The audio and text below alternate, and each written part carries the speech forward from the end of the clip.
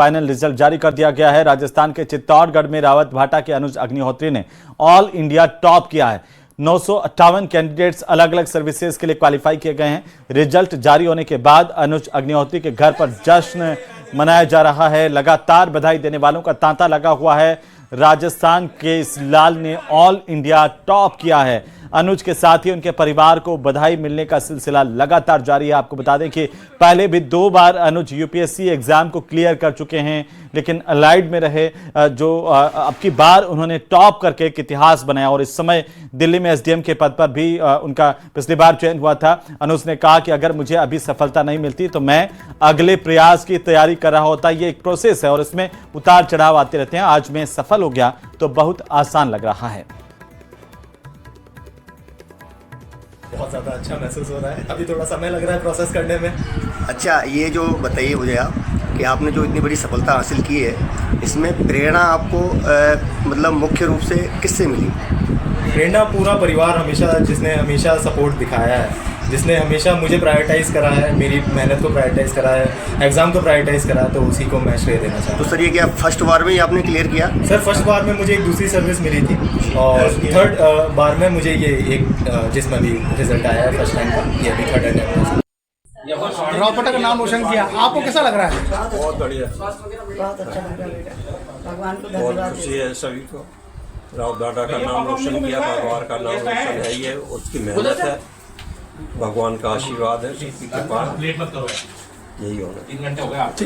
देखिए सर, मेरे साथ साथ पूरे रावत भाटा के लिए एक बहुत गर्व की बात है कि अब पहली बार सिलेक्शन आई है, इसमें बच्चे ने ऑल इंडिया रैंक को फर्स्ट हासिल की है। और सब ये रावत भाटा वासियों की दुआओं का और हमारे परिवार का, सबके बुजुर्गों का आशीर्वाद का ये एक कमाल है जो बच्चे ने करके दिखाया है। उसकी मेहनत तो अपनी है ही, काफ़ी उसने अपनी मेहनत की है गोल को अचीव करने के लिए। पहले तो एमबीबीएस किया, एमबीबीएस करने के बाद में फिर ये इसने अपने ड्यूरिंग एमबीबीएस ही इसने अपना टारगेट सेट कर लिया था। इसके यूपीएससी के लिए उनको अचीव करना है, क्योंकि सेवा करने के लिए तो पावर चाहिए, तो वो उसने हासिल किया अपना विद इन टाइम। और इधर जयपुर में राजस्थान मुस्लिम फोरम की तरफ से ईरान पर इजराइल और संयुक्त राज्य अमेरिका के हमलों के विरोध और जान गंवाने वाले लोगों के लिए प्रार्थना सभा का आयोजन किया गया।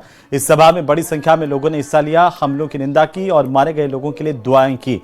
राजधानी जयपुर के मोती डोंगरी रोड स्थित मुस्लिम मुसाफिर खाने में ये प्रार्थना सभा आयोजित की गई, जहां जुमे के नमाज के बाद सैकड़ों लोग इसमें शरीक हुए।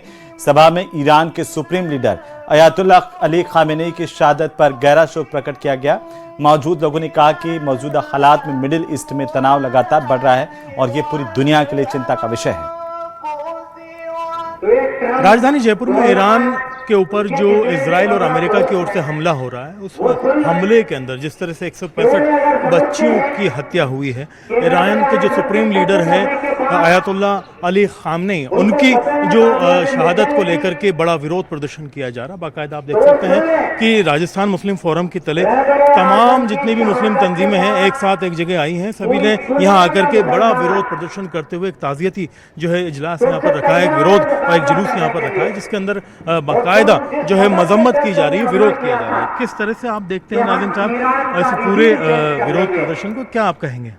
देखिए, हमारा कहना ये है कि जो कुछ भी दुनिया में हो रहा है और जिस तरह से सो कॉल्ड सुपर पावर जो जुल्म और ज़्यादतियाँ कर रहे हैं, पहले फ़िलिस्तीन को और गज़ा को बर्बाद किया और अब ईरान पर हमला करके, और वो जिस तरह से अपनी जो उनकी जो नीतियाँ हैं, जुल्म करने की जो नीतियाँ हैं, उनको आगे बढ़ा रहे हैं, हम उनकी कड़ी निंदा करते हैं। और उन्होंने वहाँ के जो सुप्रीम लीडर हैं उनको जिस तरह से धोखे के साथ एक तरफ तो बातचीत चल रही थी और बातचीत के बीच में ही उन्होंने जिस तरह से जंग करके बड़ा नुकसान पहुंचाया है वहाँ के बड़े बड़े लीडर्स को, और वहाँ के जो सुप्रीम लीडर हैं उनको भी शहीद कर दिया है। हम उसके कड़े शब्दों में निंदा करते हैं और पूरी दुनिया के लोगों से ये अपील करते हैं कि ये जंग को फौरन रुकना चाहिए और ये लोग जो जिस तरह की जुल्म और ज़्यादती कर रहे हैं और ये जो ग्रेटर इजराइल का सपना जो इजराइल देख रहा है उसको रोकने के लिए कड़े प्रयास करने चाहिए। हमारी हुकूमत से भी हम ये कहना चाहते हैं, भारत की हुकूमत भी, वो भी अपनी जिम्मेदारी अदा करे ठीक तरह से, कि वो जो हमारी जो नीतियां रही हैं ईरान के बारे में, फ़लस्तीन के बारे में, उन नीतियों का भी लिहाज रखे। और हमारा देश एक बहुत बड़ा देश है, वो अपनी नीतियों के मुताबिक इस जंग को रुकवाने का प्रयास करे, वो अपनी नीतियों के मुताबिक इन लोगों को रोकने का प्रयास करे और अपनी जिम्मेदारी ठीक तरह से अदा करे। यही इस मौके पर हमारा कहना है। जितने भी तमाम लोग हैं वो मुत्तहिद हैं, इत्तेफाक हैं और एक साथ जमा हुए हैं, जिसमें कई जो है शिया उलेमा भी हैं, यहाँ पर देवबंदी उलेमा भी हैं, सुन्नी उलेमा, सभी लोग एक ही जगह एक ही छत के नीचे आकर के ईरान के फेवर में जो है डिमांड कर रहे हैं बाकायदा। जिस तरह के हालात हैं, देखना ये होगा कि इस ताज़ियती जलसे के बाद में, ऐसे एहतजाज के बाद में क्या रिएक्ट करती है जो संबंधित एजेंसियाँ हैं। कैमरा पर्सन दिलीप चेची के साथ में अरबाज अहमद, न्यूज़ 18 के लिए जयपुर से। ईरान और अमेरिका इजरायल के बीच जारी जंग की आंच अब खाड़ी देशों तक पहुंच गई और ऐसे में इन देशों में फंसे भारतीयों का स्वदेश लौटने का सिलसिला लगातार जारी है। जैसलमेर निवासी आशीष व्यास ऐसे ही लोगों में शामिल हैं जो दुबई से पत्नी और 2 बच्चों के साथ सुरक्षित अपने देश लौट आए हैं। आशीष व्यास पेशे से इंजीनियर हैं और पिछले 10 सालों से दुबई अमीरात एयरलाइंस कंपनी में कार्यरत हैं। आशीष ने बताया कि जिस दिन हमले हुए उस दिन माहौल अचानक बदला। अलर्ट, सायरन, सुरक्षा संदेश और उड़ानों के रद्द होने की घोषणा से लोगों में घबराहट फैली थी। हालांकि स्थानीय प्रशासन और सुरक्षा एजेंसियों ने हालात को नियंत्रित रखने के लिए तुरंत कदम भी उठाए।